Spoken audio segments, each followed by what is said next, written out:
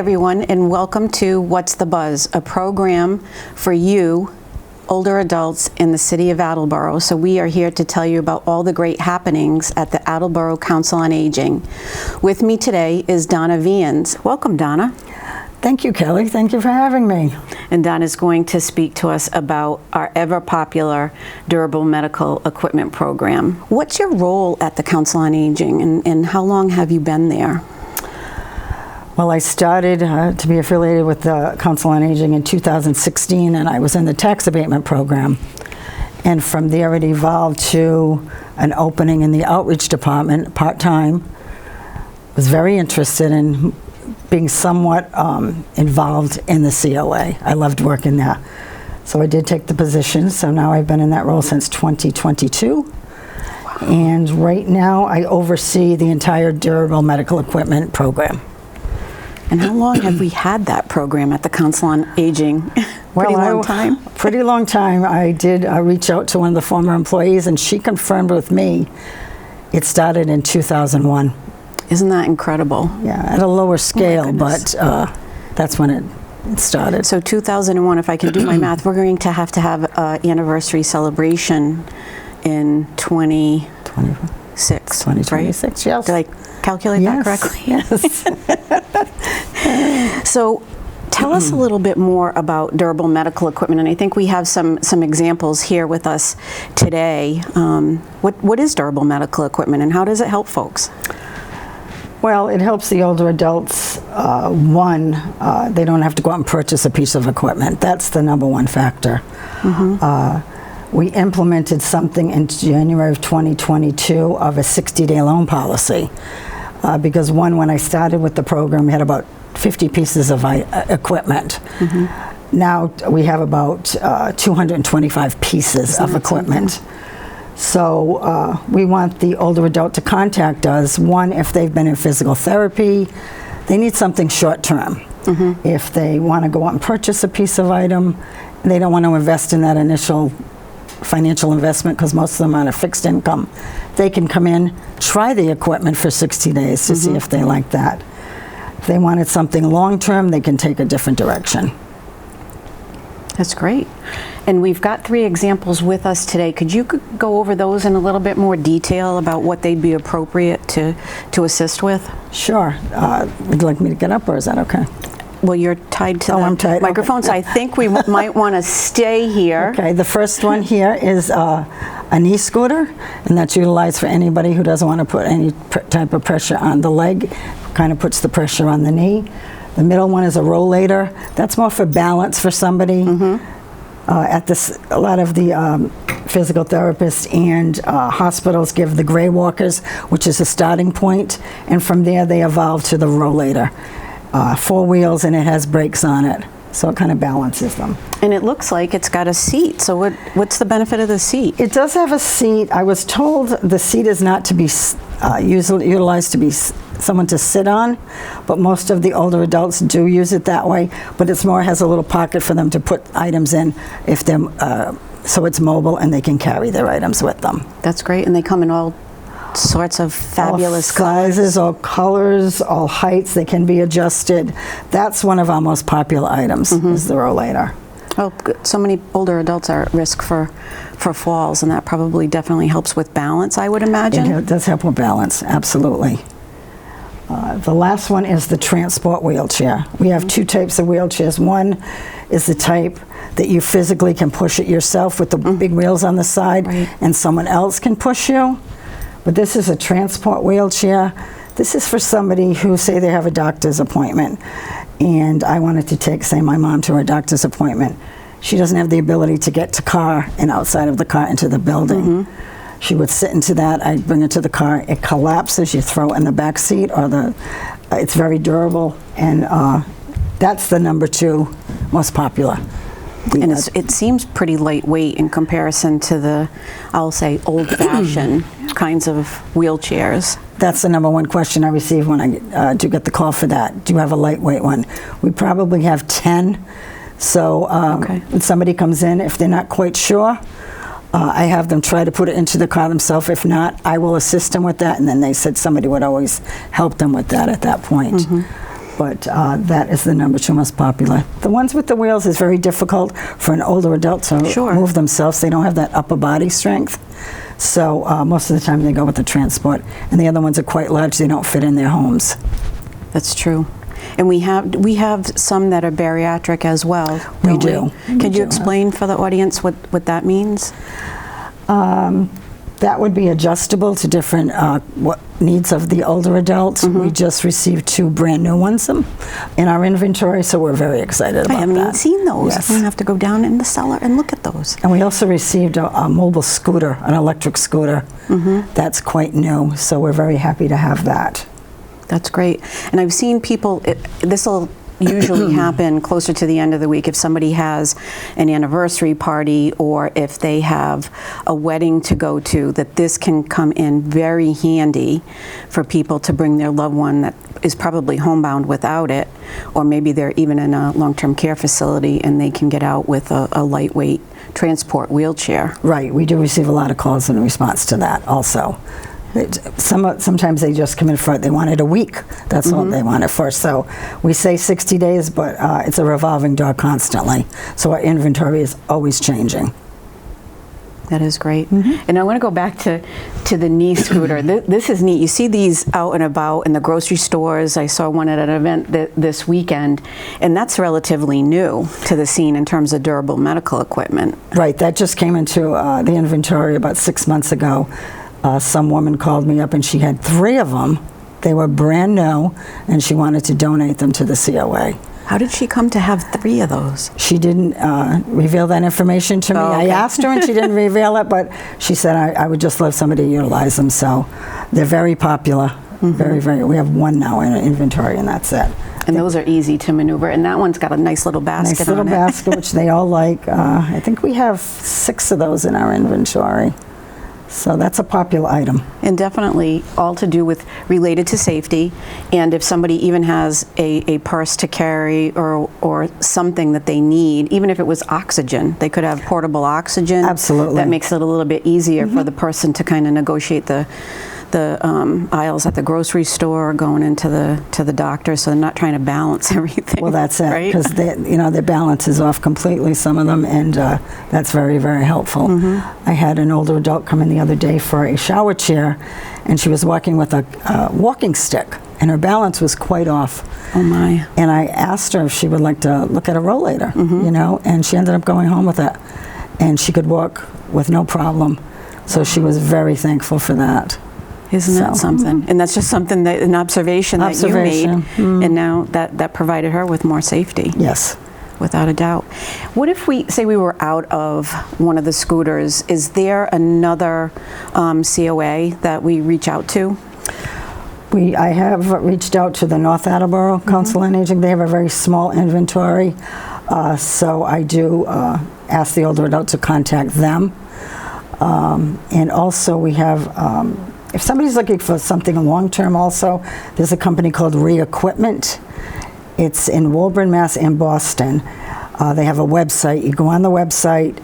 They have an inventory. You choose what you want. They will contact you directly. You submit your application. They'll give you the equipment just for a delivery charge of $20 to your home.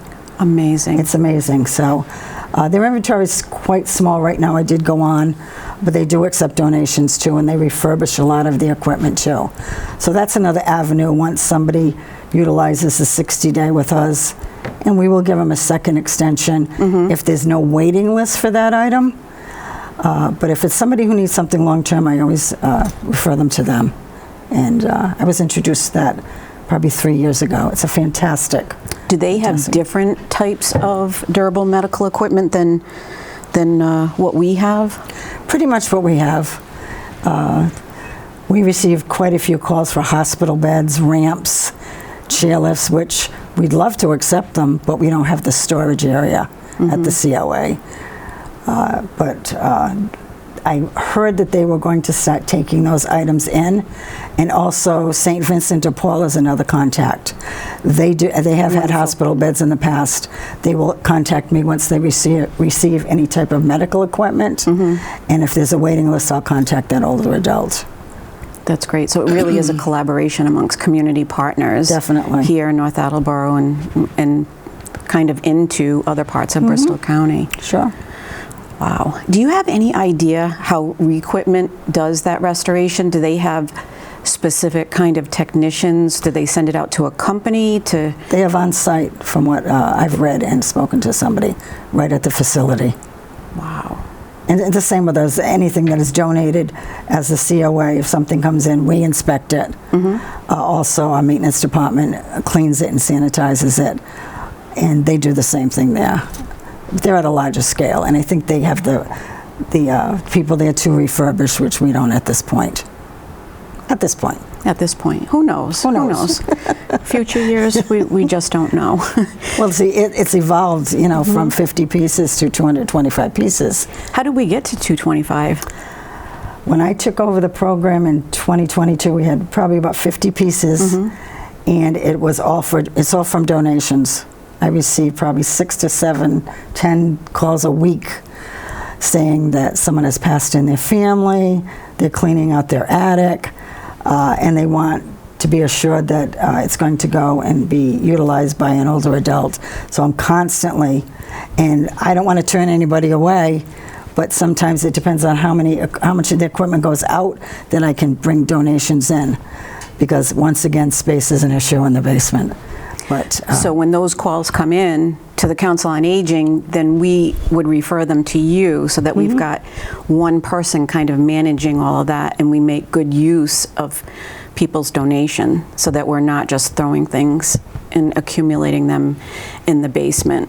Right. So can you talk a little bit about that, so that there is occasion where we may have to respectfully decline a donation?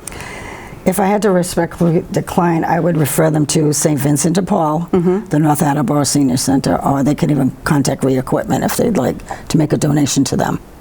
That's great. So 3 options. If they, sorry, Donna. That's okay. Sorry. If they had that donation and it was going to go to Reequipment, I think I heard you say there was a $20 fee to deliver. Would they pick up that piece of equipment if somebody wasn't able to drive to them, or would they need to bring it to Reequipment's? It's my understanding they have drop-off points within different cities that you can coordinate that with Reequipment to utilize that donation. That's great. And even in another aspect to it, for those of us that are environmentally conscious, that it doesn't go into the landfill. Because if people can't give these away, donate them to an organization that can put them to good use, they're going to end up in the landfill. Exactly. And this helps with that as well. I thought you had mentioned when I first got here a year ago that the Friends group, we had Marion on the program. She was our first guest, and she's the president of the Friends. Did they play a role in helping us with inventory and getting us things that we needed at one point with their fundraising? They did. Marion approached me when she had heard that I did take over the program, and they had substantial amount of money, $5,000 that they wanted to give to the durable medical equipment. I was thrilled because once again we only had 50 pieces. So I did price out everything. I only did utilize 3,000, but I was very thankful for that, and that was building up the inventory. So that's incredible. So it just goes to show that the fundraisers that the Friends are doing are really going right back to the community and supporting their safety and their ability to remain independent. Yes. That's just incredible, definitely. The amount of fundraising and the impact that they have on the they community. Without a doubt. If somebody is listening to the program and they would like to make a donation, could you walk us through the process of what that looks like and why we choose not to go with just a drop-off, even though we're grateful for the donations? Why do we have a process, and what is that? Well, we wanted to put a process in place because at one point we were inundated with durable medical equipment coming through the door, and everything has to be inspected. So we started with scheduling appointments. If anybody would like to donate to the COA, they contact me directly. I set up a time. I go through a discussion with them what they want to donate, if we have the room for it. And we schedule the time for them to come in. I inspect it. and very grateful that they did donate it. It's pretty simple to do. They don't even have to sign anything. It's different when something is loaned out. That process is different, but donations come in, and I just received 2 this morning. So. And you have a wonderful work schedule typically, if there's not a holiday in the week. What times do you accept the donations during the week? I work Monday through Thursday, 8 to 12:30. So, and if I'm not there, my coworker, say somebody was not able to pick up or donate the equipment, my coworker would take that task on for me in the afternoon. But I try to generally do them when I'm there. Most 99% of them are when I'm in house. Would you prefer that they call a specific telephone number so that they go directly to you? I would have them call my contact information. They could call the reception, but if I can give out my number at the end of the segment, that'd be great. Sure. Absolutely. I think viewers would appreciate that. And also, if they don't want to do an inquiry about durable medical equipment, they don't know where to turn or what to do, they can contact me. We can have a conversation on what their needs are. You know, I can discuss the policy and procedure of it and what different avenues they may have at that point. So I spend a lot of time on the phone talking to older adults too. Because sometimes other things come up, right? Absolutely. That could go to the rest of the outreach team. Sure. Oh yeah, once they speak with me, I would say 50% of the time if they're talking to me, then I bring in different SNAP program, self-help program that they're not involved in. So that's my opportunity to expose other things in regards to the outreach department. And I've done that quite a bit. And that's coming up with fuel assistance. I know you mentioned that before we left this morning. Yes. And maybe just to touch on that a little bit, because those are the self-help with fuel assistance and also with SNAP food stamps, otherwise known as for to address food insecurity. What does that look like? Well, self-help is a program to assist you with your fuel to heat your home.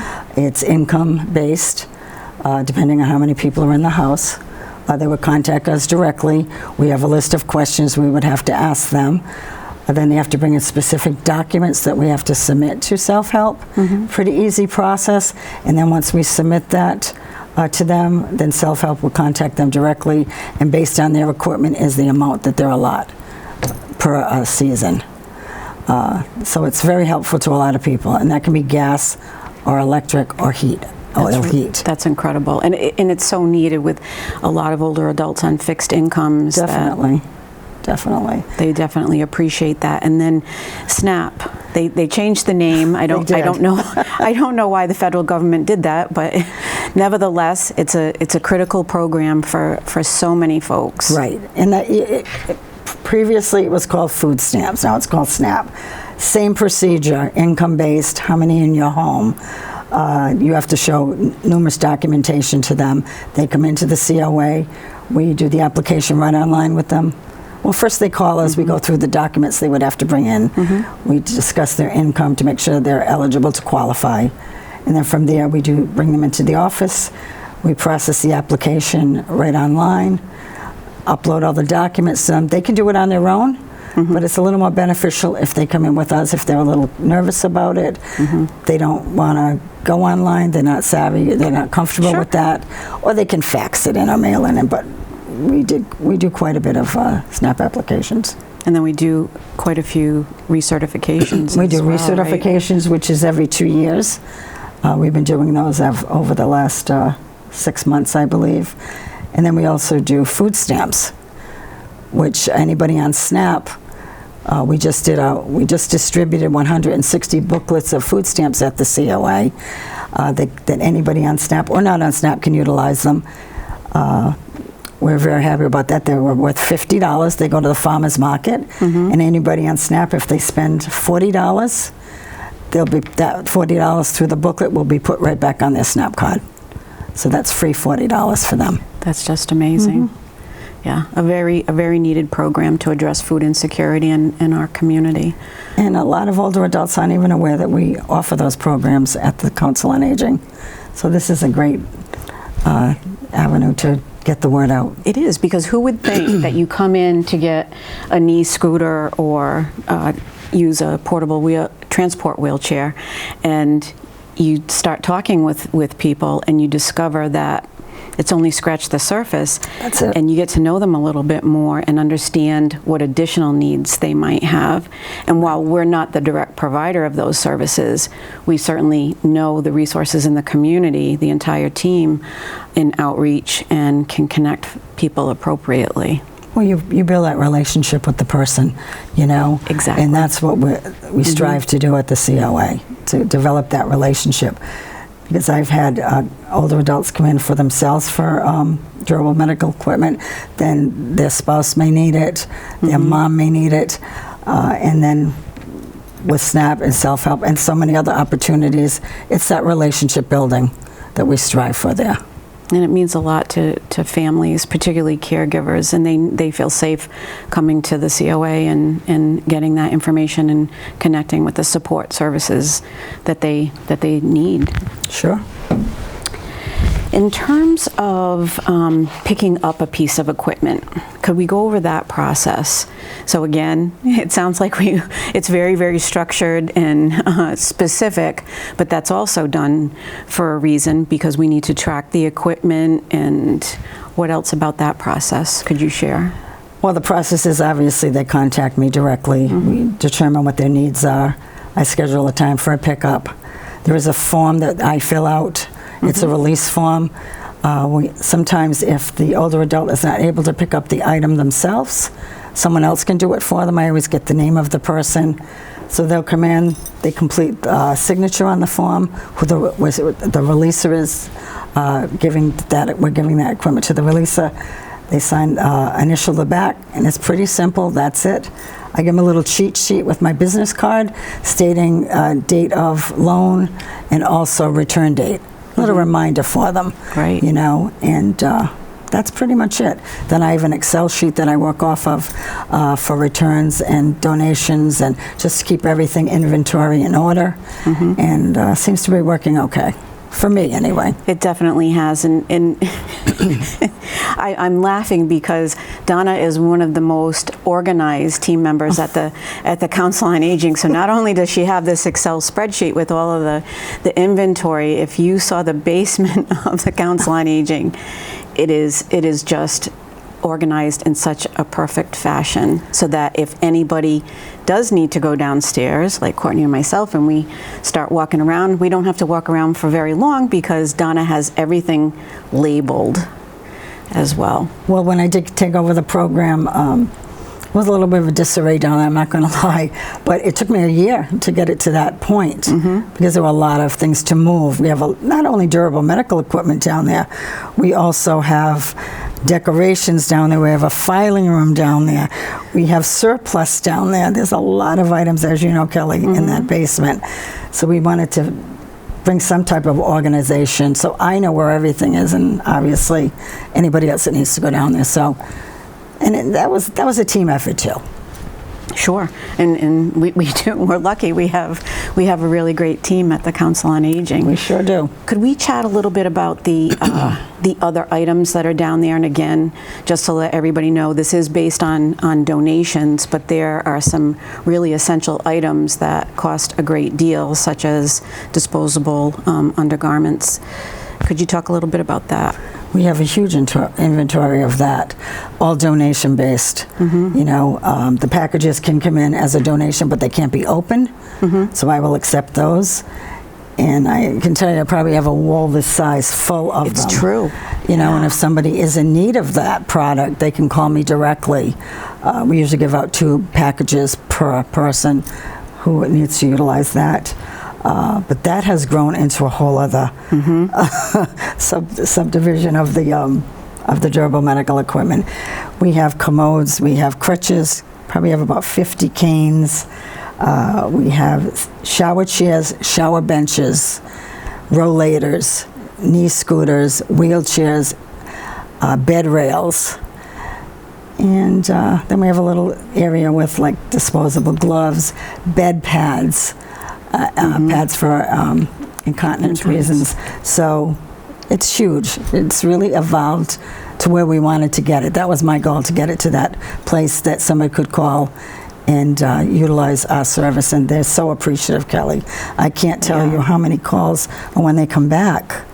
You know, could I tell you a story about that gentleman? You're reading my mind, Donna. I have two stories to tell. One was this woman named Mary. We loaned her a rollator. She was on her second 30 days, and she called me frantic and said she was getting in her apartment, and she put the rollator outside her apartment. When she came out, it was missing. And she was stressed, anxiety, crying, emotional, and was very concerned about how she was going to pay us for that item. So once I spoke to her, I called the manager, had a conversation with her. The next day, I called her back, and I informed her that we were going to loan her another rollator. Well, from that one conversation to the next, she was like a different person. Isn't that amazing? She was so joyful and happy and couldn't thank us enough for what we did for her. Because somebody was taking her independence away by taking that piece of equipment. So she was thrilled.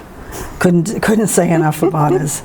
The second was a gentleman called me. His dad had recently passed about a month, and he had a rollator that was practically brand new. His dad used it a few times. So he contacted me and wanted to donate it, and I went over everything with him, and he wanted to assure me that someone was going to use that piece of equipment because that was his dad's, you know? And I could tell on the phone that he was emotional. So I reassured him of that. So when he came in, scheduled an appointment. It was even difficult for him to just transition that over to me. And that was a learning experience for me also, because I had to go through everything with him again to reassure he was clearly emotional state. It's a connection with his dad. It's an extension of his dad.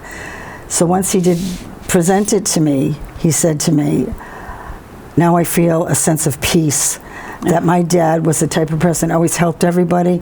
Now he's going to help a lot of people. And that was a moment for me, Kelly, and that was a moment for him. So just that connection with that durable medical equipment, it was quite the thing to experience that with somebody. Just incredible.